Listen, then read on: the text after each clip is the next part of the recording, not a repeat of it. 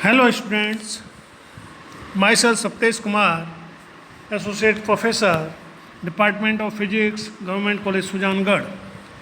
कल हमने Michelson interferometer के विषय में बात करी थी और उसकी सहायता से दो निकटवर्ती स्पेक्ट्रमी रेखाओं की तरंगदैर्ध्यों का अंतर ज्ञात किया था और एक वर्णी प्रकाश की तरंगदैर्ध्य ज्ञात करी थी। आज हम माइकलसन इंटरफेरोमीटर की सहायता से पतली फिल्म या पारदर्शी प्लेट की मोटाई किस प्रकार ज्ञात की जा सकती है, इस विषय में बात करेंगे तथा न्यूटन फ्रिंजों एवं माइकलसन फ्रिंजों में क्या अंतर है या कौन कौन से अंतर होते हैं उसके विषय में बताएंगे।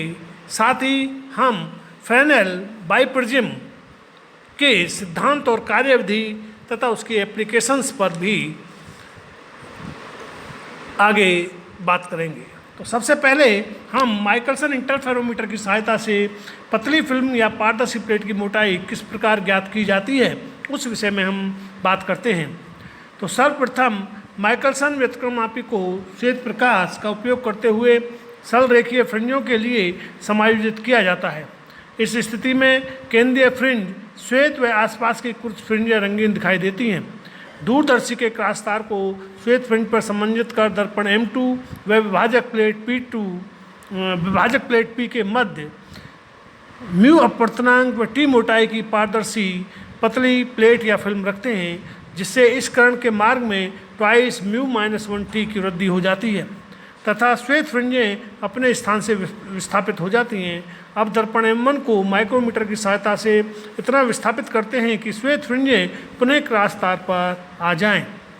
दर्पण M1 के विस्थापन को ज्ञात कर लिया जाता है। यदि यह x है तो twice x twice mu -1T या T x ओवर म्यू -1। उपरोक्त सूत्र की सहायता से म्यू ज्ञात होने पर T तथा T ज्ञात होने पर म्यू के मान की गणना की जा सकती है। अब हम न्यूटन फ्रिंजों एवं माइकलसन फ्रिंजों में जो अंतर होते हैं उनको एक एक करके बताते हैं।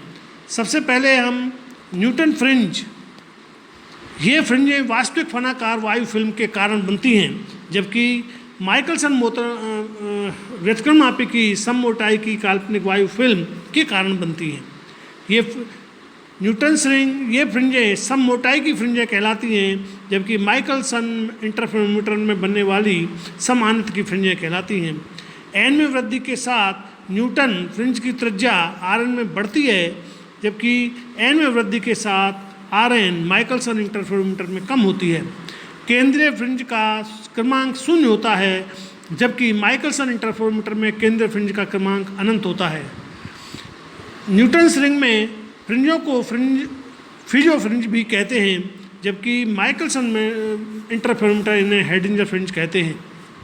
ये फ्रिंजें न्यूटन्स फ्रिंजें वायु फिल्म में बनती हैं, इसलिए ये स्थानीय फ्रिंज कहलाती हैं। ये फ्रिंजें अनंत पर बनती हैं। माइकलसन इंटरफेरोमीटर में फ्रिंजें अनंत पर बनती हैं। ये सूक्ष्मदर्शी की सहायता से देखी जाती हैं, जबकि माइकलसन इंटरफेरोमीटर की दूरदर्शी की सहायता से देखी जाती हैं। तो ये वास्तविक अंतर है न्यूटन फ्रिंजों में और माइकलसन फ्रिंजों में। इन दोनों के अंतर को आप जो मैं टेक्स्ट आपके व्हाट्सएप ग्रुप पर डालता हूँ उनमें आसानी से पढ़कर समझ सकते हैं। अब हम फ्रेनेल द्विप्रिज्म पर बात करते हैं। फ्रेनेल द्विप्रिज्म में अपवर्तन द्वारा तरंगाग्र को विभाजन कर दो कलासबद्ध स्रोत प्राप्त किए जाते हैं। द्विप्रिज्म एक पतली कांच की प्लेट को घिसकर व पॉलिश करके तैयार किया जाता है। इसके आधार कोण लगभग 1/2 डिग्री या 30 मिनट होते हैं। व्यतिकरण फ्रिंजें प्राप्त करने के लिए सोडियम लैंप से प्राप्त एक वर्णी प्रकाश से एक ऊर्ध्वाधर संकीर्ण स्लिट S को आलोकित किया जाता है। द्विप्रिज्म को इस स्लिट S के आगे इस प्रकार रखते हैं कि प्रिज्म के बीच की कोर स्लिट के समांतर रहे, जैसा कि निम्न चित्र में प्रदर्शित है। जब S से उत्सर्जित बेलनाकार तरंगाग्र द्विप्रिज्म के अपवर्तक पृष्ठों AC व BC पर गिरते हैं तो तरंगाग्र के आधे भाग का अपवर्तन AC पृष्ठ द्वारा व आधे भाग का अपवर्तन BC पृष्ठ द्वारा होता है। अपवर्तित किरणें पीछे बढ़ाए जाने पर S1 व S2 से आती हुई प्रतीत होती हैं। इस प्रकार S के दो आभासी प्रतिबिंब S1 व S2 बन जाते हैं। S1 व S2 से अपसारित होने वाले प्रकाश के अतिव्यापन क्षेत्र में प्रकाश तरंगों का वितरण होता है। परिणामतः इस क्षेत्र में एक समान मोटाई की वितरण फ्रिंजें बंद दिखाई पड़ती हैं। इन फ्रिंजों को एक नेत्रिका के क्रॉस तार पर फोकसित कर देखा जाता है।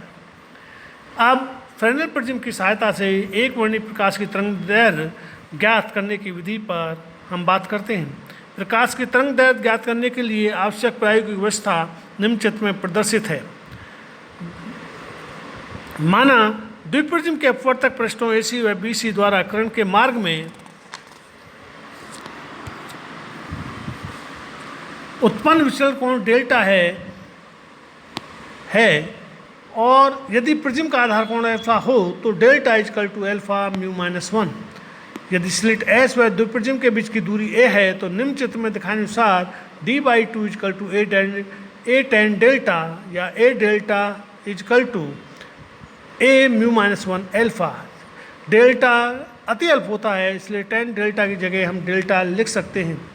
यदि द्विप्रिज्म व पर्दे के बीच की दूरी b हो तो स्लिट से पर्दे की दूरी capital D is equal to a plus B. अतः फ्रिंज चौड़ाई beta is equal to lambda d over small d या beta is equal to lambda a plus B over twice a mu minus 1 alpha या lambda is equal to twice a mu minus 1 alpha over a plus B into beta. उपरोक्त सूत्र की सहायता से a b mu alpha beta ज्ञात होने पर lambda के मान की गणना की जा सकती है। प्रकाशीय विधि द्वारा d का मापन, स्मॉल d का मापन, इसमें विस्थापन विधि द्वारा d के मान की गणना की जाती है। इस विधि में बाइप्रिज्म एवं नेत्रिका के मध्य एक लेंस रखा जाता है जैसा कि चित्र में प्रदर्शित है। यदि स्लिट S व नेत्रिका के मध्य की दूरी लेंस की फोकस दूरी के 4 गुने से अधिक है तो लेंस की दो स्थितियों L1 व L2 में S1 व S2 के वास्तविक प्रतिबिंब नेत्रिका में दिखाई देते हैं। माइक्रोमीटर की सहायता से दोनों स्थितियों में प्रतिबिंबों के बीच की दूरी ज्ञात कर ली जाती है। यदि L1 स्थिति में यह D1 व L2 स्थिति में यह D2 है तो D1 over D is equal to V by U तथा D2 over small d is equal to U by V। इसलिए D1 D2 over D square is equal to 1 या D is equal to under root D1 D2। तो उपरोक्त समीकरण की सहायता से D1 D2 ज्ञात होने पर D के मान की गणना की जा सकती है। फ्रेनेल द्विप्रिज्म द्वारा लैम्डा ज्ञात करते समय फ्रिंजों के स्पष्ट होने के लिए निम्नलिखित बातें आवश्यक होती हैं। D का मान अधिक होना चाहिए, कैपिटल D का मान अधिक होना चाहिए ताकि फ्रिंजें स्पष्ट बने। स्मॉल d का मान कम से कम रखा जाना चाहिए इसलिए अल्फा अति अल्प होना चाहिए ताकि d is equal to twice a mu minus 1 alpha कम हो। थर्ड, स्लिट संकीर्ण होनी चाहिए। स्लिट की चौड़ाई में वृद्धि से कला संबद्धता प्रभावित होती है तथा दीप्त एवं उदित फ्रिंजों के मध्य विपर्यास कम हो जाता है। यदि स्लिट की चौड़ाई फ्रिंज चौड़ाई की आधी कर दी जाए तो फ्रिंजें स्पष्ट दिखाई नहीं पड़ती। अब हम द्विप्रिज्म से श्वेत प्रकाश का व्यतिकरण फ्रिंजें किस प्रकार की बनती हैं उस विषय पर बात करते हैं। श्वेत प्रकाश में 4000 एंगस्ट्रॉम से 7000 एंगस्ट्रॉम की तरंगदैर्घ्य होती है। अतः पर्दे पर व्यतिकरण प्रतिरूप का प्रकृति निम्नवत होगी। केंद्रीय फ्रिंज शून्य क्रम की फ्रिंज श्वेत प्राप्त होती है क्योंकि S1 व S2 से चलने वाली सभी तरंगदैर्घ्यों की किरणों के लिए केंद्रीय बिंदु के संगत पथांतर शून्य होता है। अतः सभी रंगों की किरणें संपोषी व्यतिकरण केंद्रीय फ्रिंज को श्वेत बना देती हैं। सेकंड, काली फ्रिंजों का बाहरी किनारा बैंगनी व अंदर का किनारा लाल होता है। थर्ड, अल्प संख्या में रंगीन फ्रिंजें दिखाई देती हैं। अब हम द्विप्रिज्म के द्वारा पारदर्शी पतली फिल्म की मोटाई ज्ञात किस प्रकार की जाती है उसके संबंध में विचार करते हैं। तो इस प्रयोग में श्वेत प्रकाश प्रयुक्त कर द्विप्रिज्म से व्यतिकरण प्रतिरूप प्राप्त किया जाता है। माना सामान्य अवस्था में केंद्रीय चमकीली फ्रिंज की स्थिति P0 है। अब S1 व S2 से चलने वाली द्वितीयक तरंगों में से एक के रास्ते में T मोटाई तथा म्यू अपवर्तनांक की एक पारदर्शी फिल्म रखते हैं तो पथांतर में परिवर्तन के कारण केंद्रीय चमकीली श्वेत फ्रिंज P0 से विस्थापित होकर P1 पर चली जाती है। यदि फ्रिंज विस्थापन x हो तो दोनों किरणों के मध्य पथांतर XD ओवर कैपिटल D होगा। यह पथांतर पारदर्शी फिल्म द्वारा उत्पन्न पथांतर के तुल्य होगा, अर्थात XD over capital D is equal to mu minus 1 T या T is equal to X small d divided by capital D into mu minus 1। यदि इस विस्थापित स्थिति पर तरंग दैर्ध्य लैम्ब्डा के प्रकाश की nवीं चमकीली फ्रिंज बनती है तो यह पथांतर एल लैम्ब्डा के तुल्य होगा। T into mu minus 1 is equal to L lambda या T is equal to L lambda over mu minus 1। इस प्रकार यदि केंद्रीय फ्रिंज का विस्थापन nवीं अधीत फ्रिंज के स्थान पर हुआ हो तो T mu minus 1 is equal to twice N minus 1 lambda by 2 या T is equal to twice N minus 1 lambda over twice mu minus 1। उपरोक्त समीकरणों की सहायता से फिल्म की मोटाई T ज्ञात की जा सकती है। यदि T ज्ञात हो तो म्यू की गणना की जा सकती है। आज के इस लेक्चर में यहीं तक। इससे आगे कल के लेक्चर में हम होलोग्राफी के विषय में बात करेंगे। थैंक यू, धन्यवाद।